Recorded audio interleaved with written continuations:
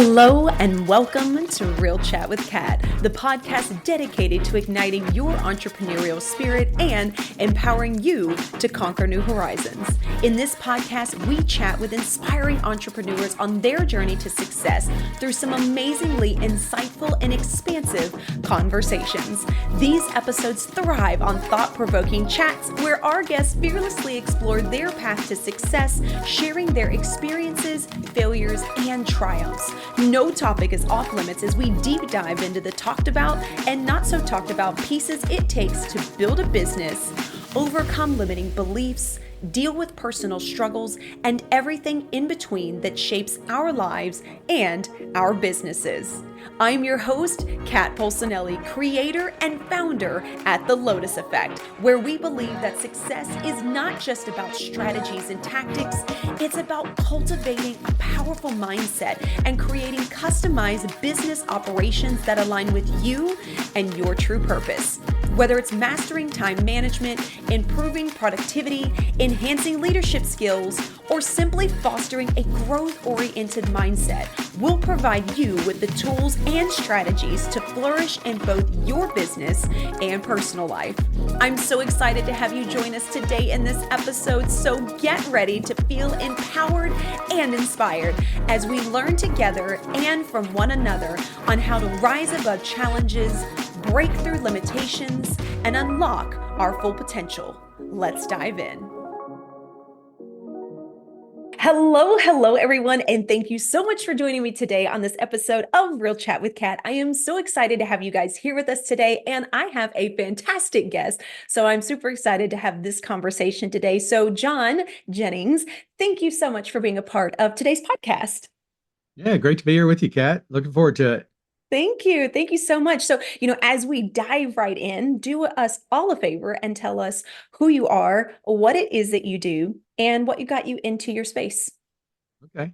That could take a little while, but we'll try to keep it short. Yeah, I'm a business and leadership coach, and I'm located in Louisville, Kentucky. I've been doing this independently as professionally coaching for 6 years. But I have a career in corporate IT, and then after 25 years of that, I went into a kind of entrepreneurial IT role and worked for a couple of small companies, a startup, venture-backed startup kind of deal. Did a variety of different things, and really kind of love the idea of just diving in and helping people solve problems. It was always what I did in a corporate setting, but it's so much different in a corporate setting. Your hands are tied so much.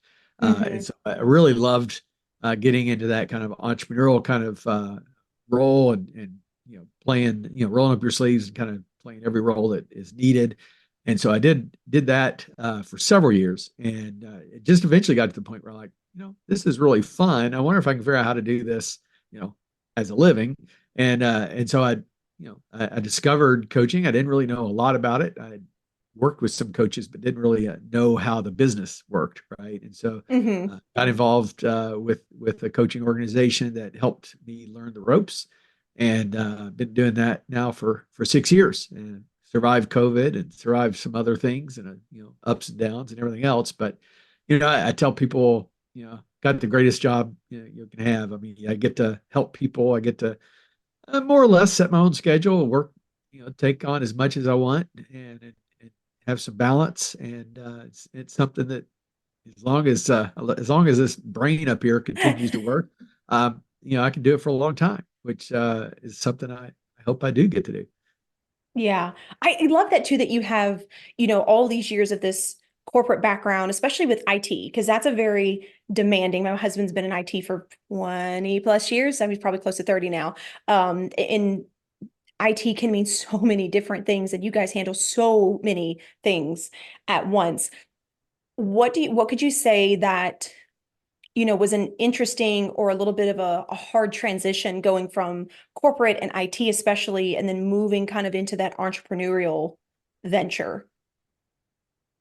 I don't know if there was anything hard. It was actually more the opposite. Okay. Literally, you know, I work for a couple of Fortune 500, Fortune 100 companies in IT. So you're dealing with bureaucracies, you're dealing with, Mm, politics, you know, people, stab each other in the back to get ahead, walk over each other, all that stuff. And I, by nature, more of a collaborative, work together, let's solve a problem together kind of guy. And Mm-hmm. that always, that didn't always play well in the corporate space. You were kind of expected to be that, climb over the other guy person. And back in 2009, I had the company I was with had gone through several layoffs because of the recession, and I had survived all those. And I had a fantastic year. I actually had probably professionally, as far as problem solved and turning around a team, probably had the best year of my 25-year career. And I'm meeting with vice president, on a one-on-one in fall of 2009, and he basically said, "John, you're not competitive enough." And I said, "What do you mean?" He said, "You need to be coming in here every day, uh, proving that you're better than all your peers, and that you're that if we were going to promote somebody, you would be the first person we thought of." And I said, "Well, I thought my role was to come in here and solve the problems that our clients had and work together to solve those as a team and accomplish our goals and make the company stronger and better and whatever." And Yeah. he looked at me, and I'll never forget it. I mean, I can play it back. Uh, I played it back so many times in my mind. He just looked across the desk at me and said, "You are so naive." And Wow. and I went home and I told my wife, I said, I've been there 10 years, had all kinds of success, but I don't think I'm going to be there much longer. And sure enough, 2 months later, I got the gift of a severance package, and it was a nice package. Really gave me time to kind of think about things, and I decided I'm never going to go back to a corporate type role. And so took a couple of months, but I found a small company, a small IT company that was looking for somebody to come in and initially just run IT, but I ended up kind of running almost the whole company. It's took over sales and built a new division and did all kinds of things. But I'll never forget the first couple of weeks I was in there. They were having some problems with their network, and I'm not really a network guy. I was more on the software side, and Mm-hmm. so I bring in a guy that I knew to look at it, and he's like, "Oh, you need to upgrade this switch and do this and that," and we were looking at, like, I don't remember, $5,000 or $10,000, um, and I'm used to spend $5,000 or $10,000. Okay, there's got to be a requisition form, there's got to be some level of approval it has to go Mm-hmm. through, whatever. And I went over to my counterpart that was ran the administrative side of the business, and I said, "Hey, need to buy some equipment. It's around $10,000. What's the process for approving it?" She said, "You run IT, right?" I said, "Yeah." She goes, "Order it or send it to me and I'll order it." And Nice. I went, "You mean I don't have to ask anybody?" And she's like, "No, you run IT. That's your job. Get it fixed." And then I'm like, this is just so liberating, that you can just companies can actually run this way, And so Yeah. it was actually, that was the start of just a refreshing period of my career, where I just got to get in and solve problems. And not say we didn't have to worry about a budget. I mean, you do, but uh, Mm-hmm. just not having to deal with all the corporate type, bureaucracy was just so freeing for me. And Yeah. so I love working with small businesses today that are kind of in that same boat. That are just trying to grow, trying to figure things out, and just need somebody to help them, navigate those things. And I love that you brought this up too about, you were in one place which had this corporate feel, and then you were in this other place, and there was a lot more freedom because while there are a lot of big corporations that are so stuck behind times that they feed off the competitiveness. There are other companies that do want to allow the freedom, that do want to allow employees or consultants to be able to help make the decisions because they realize that having the outside view is actually going to help that company grow 10 times more than everybody fighting each other. Yep, yep.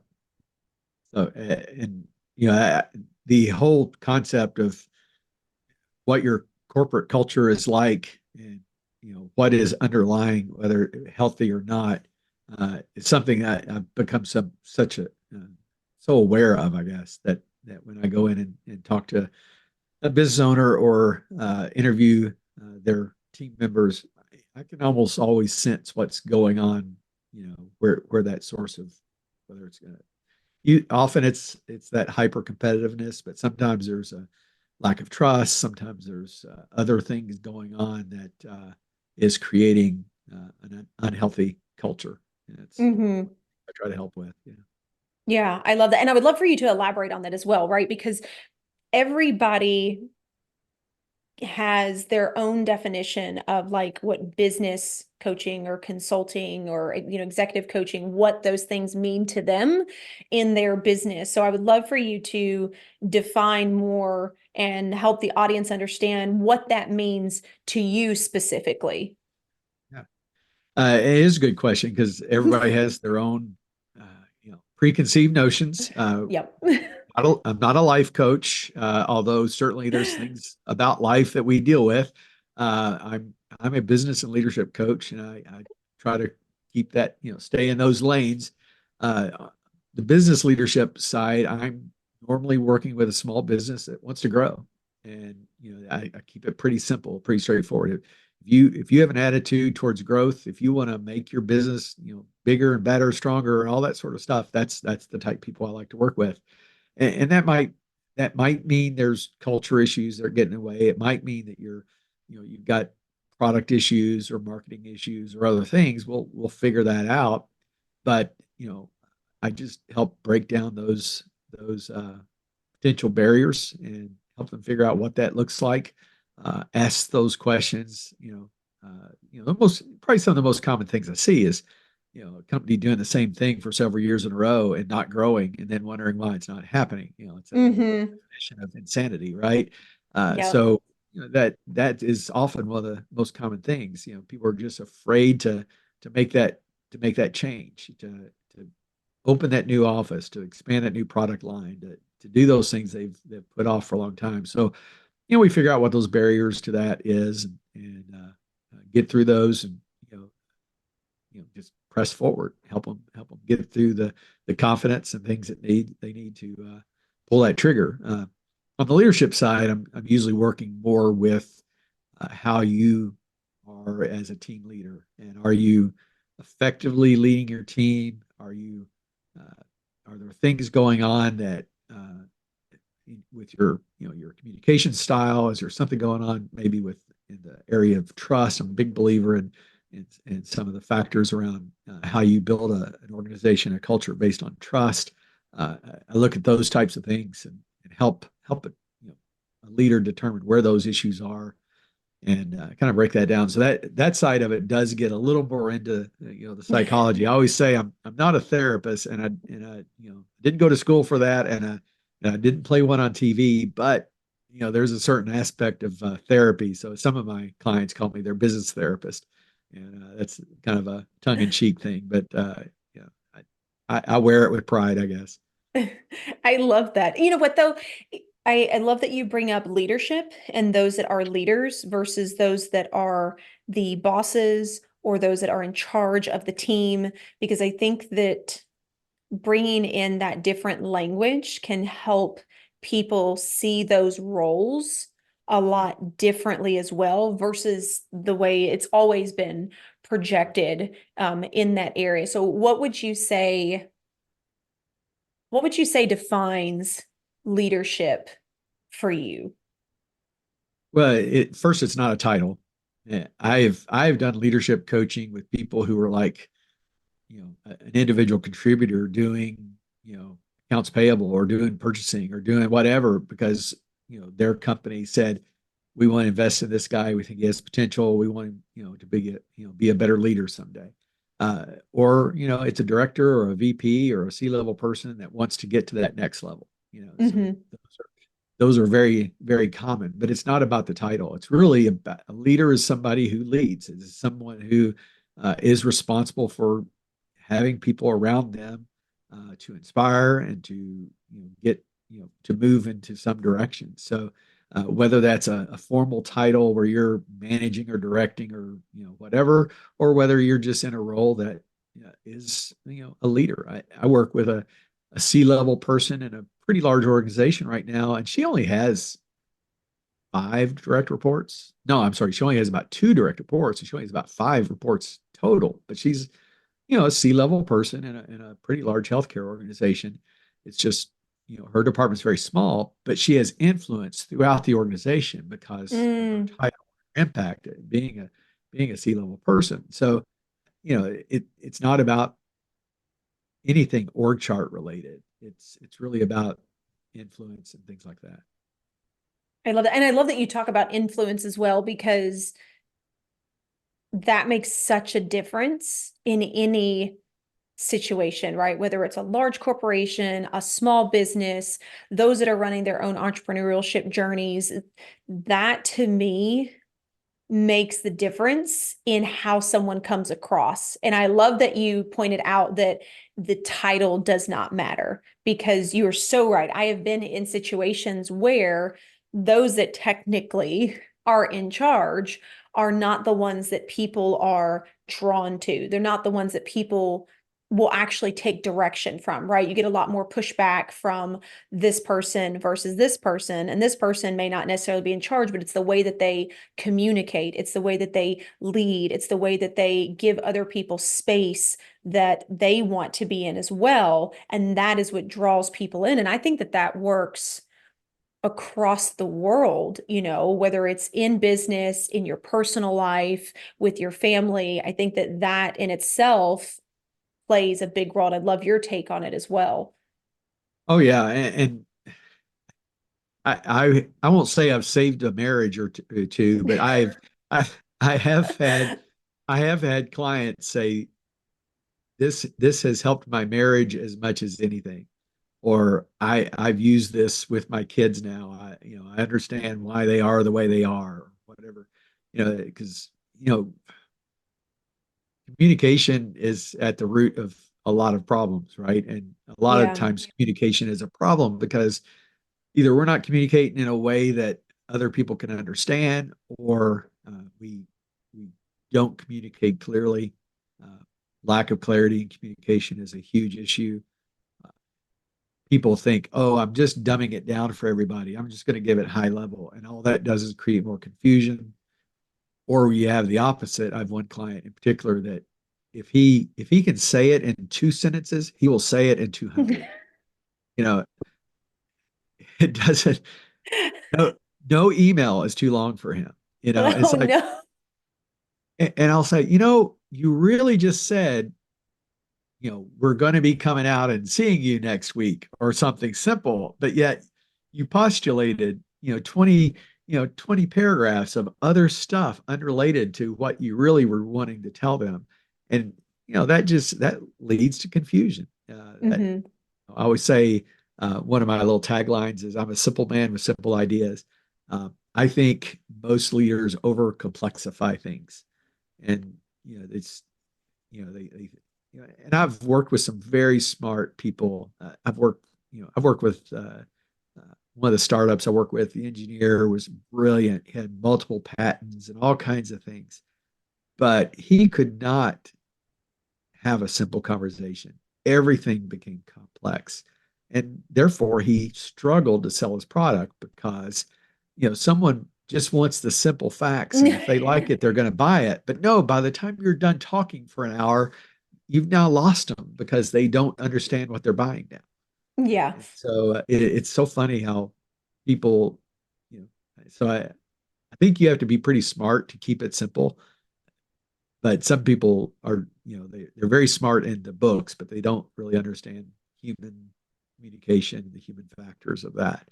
And Hmm. I guess that's one of the gifts I feel like I have, and help people hopefully see that and work on that. Yeah. And I love that you talk about keeping it simple because I've done this myself. So when I worked in medical administration, I had the task of working with a small company for a while, and I did everything inside of that company. So I ran the front desk, I did the billing, I did the training, I did the therapy, like all these things. And I had to be the one to also help everybody else do all the things. And what I noticed was I would always try to explain it in the way that I understood it, and completely not pay attention to their face of knowing that you've lost someone.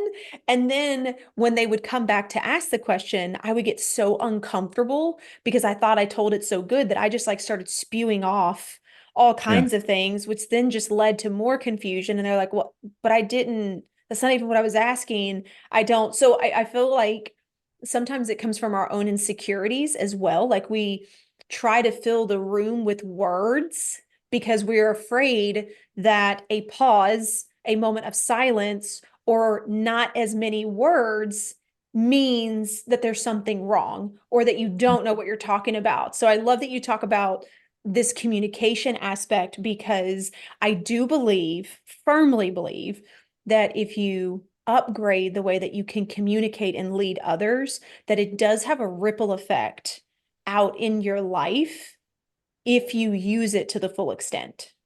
Yeah. It, it's interesting what silence can do. And I've learned to grow, and I'm a high I, I'm an extrovert, I'm very intense when it comes, and I've learned, well, one, in doing, the first time I did a disc assessment, I realized that high I, one of the downsides of it is people don't always take you seriously. They go, boy, he's got the gift of gab, but I don't want to be, sorry for those if anyone's listening, a used car salesman. That's not me. I don't want to be that. And so I've learned to, even though I'll almost always state my opinion, I've learned to try to back off, and I've learned to use silence. And I learned this has been a journey. It's not certainly not something I knew early in my career, but probably around 15 years or so ago, I learned I was in a situation with a project that had gone a little sideways, and we were meeting. This was when I was in that Fortune 100 company, so I was meeting with the COO and the CIO. So I was meeting with the top leaders in the organization, and a little bit of the light was shining on me because I was on the IT side of the project, and what had happened was we had said this is not ready to roll out. Do not roll it out. And the business side said, no, we're going to roll it out anyway. And No. so I fortunately had documented and covered my backside, several ways. And so we're in this meeting, and they turned to me and said, why did you roll it out? And I said, well, as we stated, and I just stated the fact, not pointing fingers. And I'll never Mm-hmm. forget the COO, who's a pretty well-known business person. Um, he looked over at that business leader and said, you did it anyway? And then he just stopped. And the room was silent for a minute. It was the most awkward minute professionally I've ever experienced because he was just waiting for the guy to have an answer. And he didn't. And so I went, wow, he said more with silence than he could have by ripping him and cussing him out and all kinds of things. The silence was deafening. And I went, wow, I learned something there. that you don't always have to have the words. So yeah, communication things are just fascinating to me. I'm not an expert, but I enjoy playing with it. That's for sure.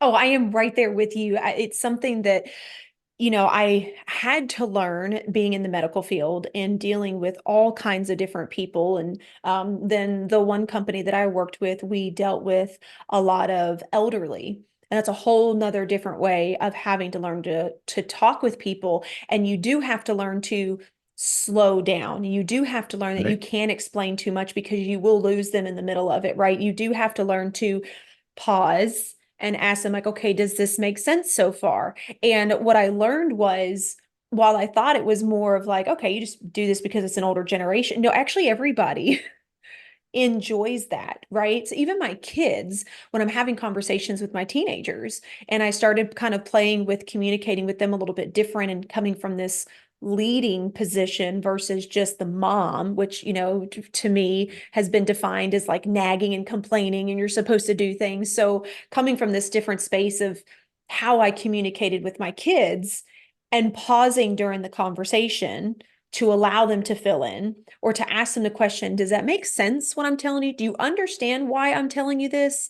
And then allowing them to actually answer it has made a tremendous difference in how my kids not only communicate with me, but how I've also seen them communicate with other people. Yeah. And using different uh, techniques for sometimes, sometimes words are fine, but sometimes you need to draw it out. Sometimes you need to illustrate things. I carry I think it's a coach's thing. I carry, color markers with me everywhere, because you never know when you need to pull out a flip chart and start drawing stuff or get on a dry erase board or whatever. And so, I find a lot of times if what we're saying doesn't seem to be making sense, let's draw it out. Let's illustrate it, whatever that means. And it's the old picture is worth 1,000 words, but some people that's what they need to learn. And so just recognizing that everybody learns different, listens different, it's a big part of communications. I love that you brought that up. I love that so much. And maybe that's why I have a ton of colored markers in my office because I like the colors too. Yeah. But Well, there's actually scientific, I mean, so adults in learning, if we see multiple colors, it actually triggers creative things in our chemicals in our brain. So really, if you're drawing with black ink or blue ink, it does, that's something. But if you pull out color markers and you do red and blue, I was just doing this in a strategic planning session with a group a couple days ago. They're like, I really like all your colors, and I'm like, yeah, there's actually a reason. There's a reason behind it. You use these different colors, and it triggers create the creative mind. oh, I love that. I did not know that. And that makes so much sense because when I started using an online computer, good gracious, a calendar, when I left my paper, I noticed that a lot of people that I worked with did what was called block scheduling. Yeah. And block scheduling can be great, but for me, it was extremely overwhelming because the person that I was learning from just blocked off different things in their calendar for stuff, but it was all blue. And I was like, I can't do this. Like everything bleeds together. It all looks the same. I don't know what starts, what ends. So I started color coding. And that's one of the things that I work with Yeah. my clients now on is, when you make your calendar and you're looking at your day, have your meetings scheduled a specific way, have clients that are paying you scheduled a certain way. My podcasts are scheduled a specific color. And it's amazing how my brain can break that down and see everything that I have to do. And you would think, oh my God, all those colors and everything back, like that would be so overwhelming, but it's actually so relaxing for me. I'm looking over here at my other screen. My Google Calendar is up. And I had to check and see. I actually have 10 different color categories. Or so like you, I have my podcast color, I have my coaching sessions color, I have my when I'm working on my business, I have personal, I have one-on-ones, I have if I have my dad on there because I run errands, do things for him. Yeah, So I actually but it helps me, it makes it less overwhelming because I'm the it same way. does. If they're all one color, it just I don't know, it just all looks overwhelming. But if I go, Yeah. okay, I've got a lot of say blue. Blue is a specific client. I I know I've got that tomorrow. Yeah, it helps me. I also think that it helps the brain break down and compartmentalize what you need to do. So for instance, my oldest one, he was in a car accident, or I'm sorry, a motorcycle accident almost a year ago. And so I had to take him to a lot of his doctor visits because he broke his foot, so he couldn't drive. And so when we were at the doctor's office and stuff, I would pull up my schedule to kind of see if there was something that we had to fit in. It was so much easier for me to look at those colors and be like, okay, that's a client meeting. I know I can't move that one. Oh, I can move this. This is something for something else, or this is something I'm working on the back end. Cool. I can move that. That's fine. We can do it there. Like it makes it so much easier to be able to jump to that section. If I'm needing to look to see ahead of, okay, how many client appointments do I have over the next couple weeks? I don't have to literally go through every single day and be like, okay, there's two. I can literally scan and be like, okay, 1, 2, 3, 4. Okay, 1, 2, 3, 4. It's so Yeah. much easier because the brain picks up on it and Well, it's kind of like your letters, right? Your letters have certain sounds, your colors have certain meanings as well. And the brain is able to kind of, in my opinion, pick it apart and then be able to say, oh, that's what that's for, right? So you label Yep. it essentially. And I know that that doesn't necessarily work for everybody. There are a lot of people that are not visual learners, Yeah. right? You might be more auditory. And so therefore hearing some stuff on repeat works for you, right? Right. Or writing it out, because you have to feel it when you do it works for you. Like there's all these different ways.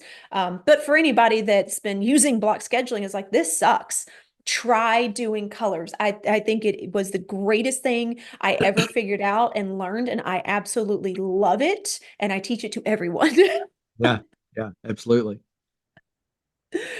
A great technique. It is. It's wonderful. And thank you so much for, explaining the science behind that because duh, I didn't think about that at all. So so as we're kind of coming to a close, for people that are in these smaller businesses that know that they want to do things a little bit different, that know that maybe something might need to change, or they realize they've been doing the same thing over and over and over again, and expecting different results, what would you say to them? What are some things that they could focus on or they could start on that may just give them a little bit of clarity versus actually talking to you as well? But what are some things just to get Well, people yeah. to see where they're And at? so the first thing would be hire a coach, and contact me. Second would be read my book because my book is all about this. So that's out there too.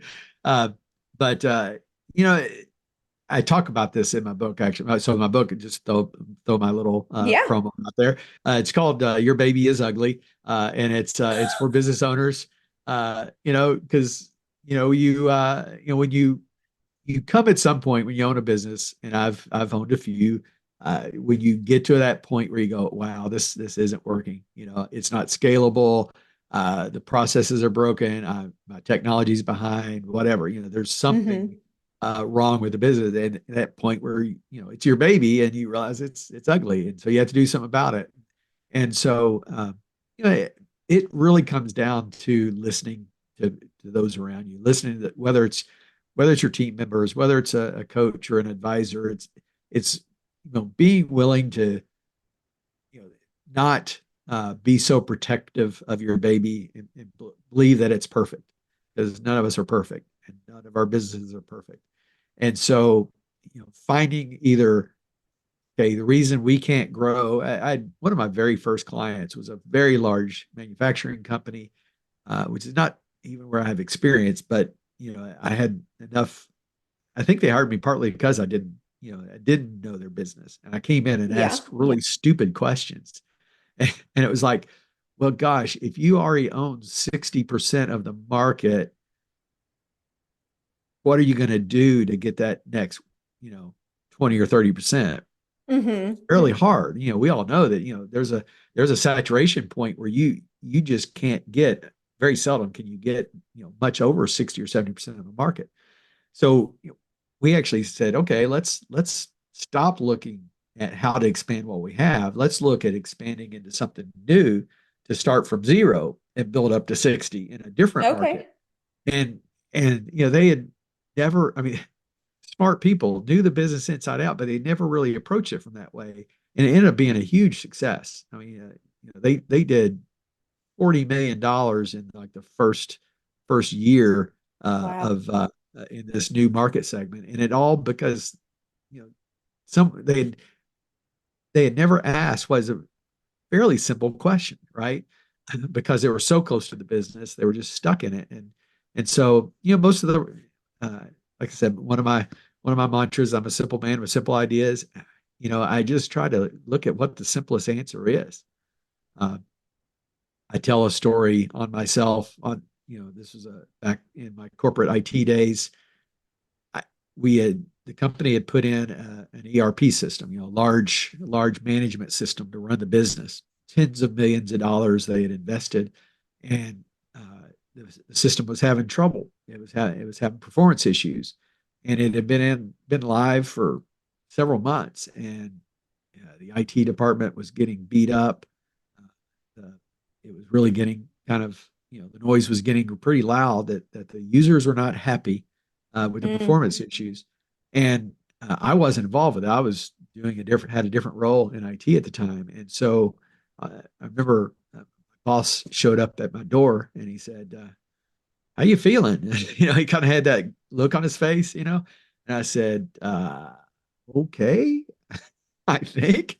And he goes, well, the problems with the system has made it all the way up to CEO, and they're not happy. And they said it has to be fixed or else in the next 90 days. And guess what? You're in charge of fixing it. Oh And gosh. I mean, I haven't been involved with this project. It was a 2-year implementation. I had not had any involvement in it, but had a reputation of being, kind of a person that looked at things. So I came in, put together a team. We did the whole war room. Okay, this is going to be a 90-day project. We actually solved it in about 2 weeks, and Wow. and it was I don't even say what it was because it was so embarrassingly simple. Uh, but the people so close to the project because they've been in it for 2 years and did not look at some really basic things. And we came in and we didn't know any better. So you start with a blank slate and you start looking at the most basic things. And we found the problem really early, really easily. So much that we had to actually slow walk it because we didn't want to completely humiliate the team.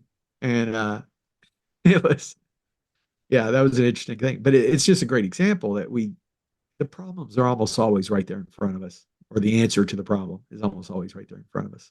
Yeah. But sometimes that bringing that external person in, or that person that's on the periphery, to come in and help ask the right questions.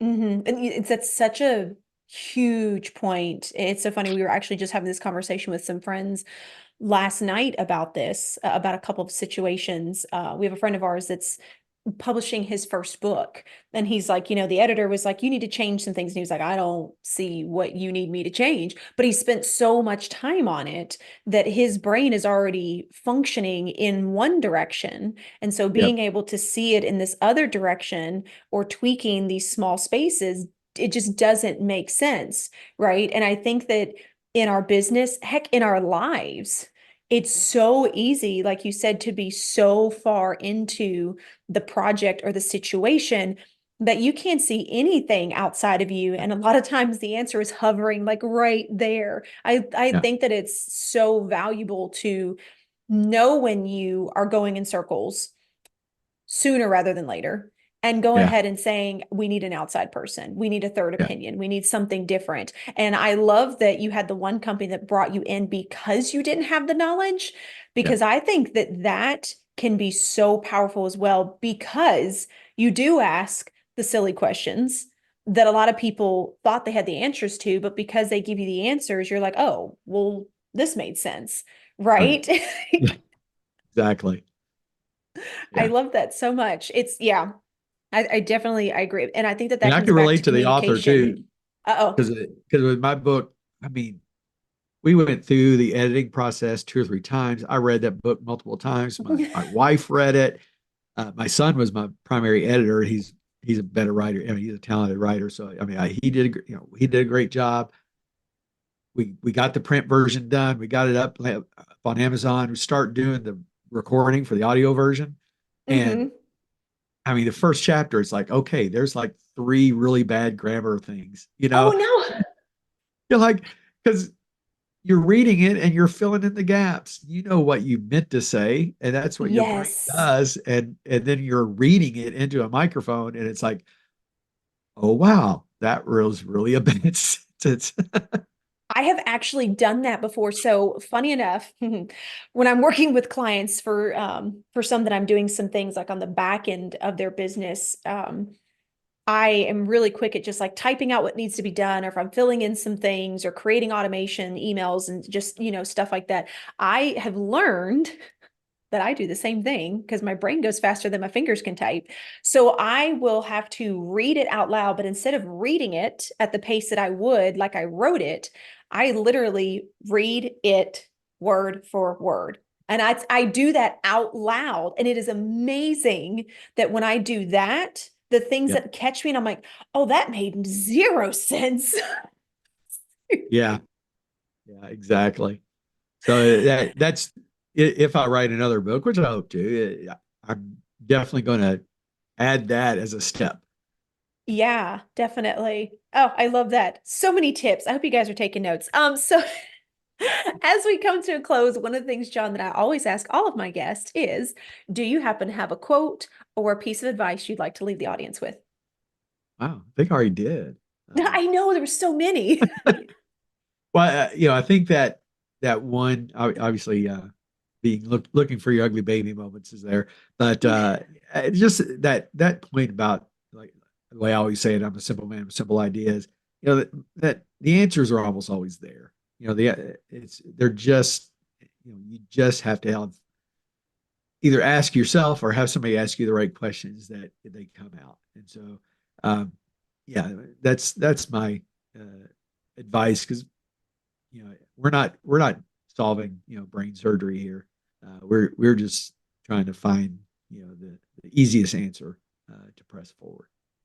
Yeah, I love that. I think that's an awesome ending to the conversation. And, before we go, please tell everybody, how can they find you? How can they connect with you? How can they be in your world? Well, most platforms, I'm John K. Jennings. My if you hit johnkjennings.com, that will forward you over to my website. I'm on LinkedIn, I'm on Facebook and all the different platforms. Um, my book website is uglybabybook.com, and it's available on Amazon. Your Baby is Ugly, so that's out there as well. And just love to connect with people and see how we can make our lives better, make each other's lives better. I love that. Thank you so much. And of course, we'll have all the information in the show notes so you guys can easily find it and be able to connect with him. And definitely check out his book. I love it just because of the name of it. It's fantastic. Um, Actually, real quick story. I met a guy yesterday. Had a we'd had someone had connected us, and we're meeting, and he goes, "You're the ugly baby book guy," and I went, "Thank you." I mean, that's the first time someone has known. He said, "Yeah, somebody sent that to me." He said, "You ought to read this book." So, I mean, the book's only been out for about a month, so it was pretty awesome that wow, somebody congratulations. somebody knew me. I, and I love being known as the ugly baby book guy. So that was, It's going to be your new nickname, John, just so you yeah, know. well, if that sticks, sure, why not? Well, thank you so much again for being a part of the podcast and sharing all of your insight. I can't thank you enough. I think that communication and leadership and knowing when it's time to look outside of yourself is so important in both your business and your personal life. Yeah, absolutely. I appreciate your time. It's been a fun interview. Thank you. I'm so glad you enjoyed it. So, thank you again for being a part of the podcast. And to everybody else that's out there, I hope you got some awesome takeaways today. And remember, especially for communication and these leadership skills, this is something that you can build across the board, whether you're an entrepreneur, you're in the corporate world, heck, if you're a stay-at-home parent, these are things that can make a tremendous difference in your life and ripple out across everyone else that you affect. So, I hope that you were taking notes. And if not, you should listen again. Don't forget, you can find all of John's information in the show notes. And until next time, don't forget, do one thing positive for someone each and every day and see the difference that it makes in your life. So until next time, have a fantastic day.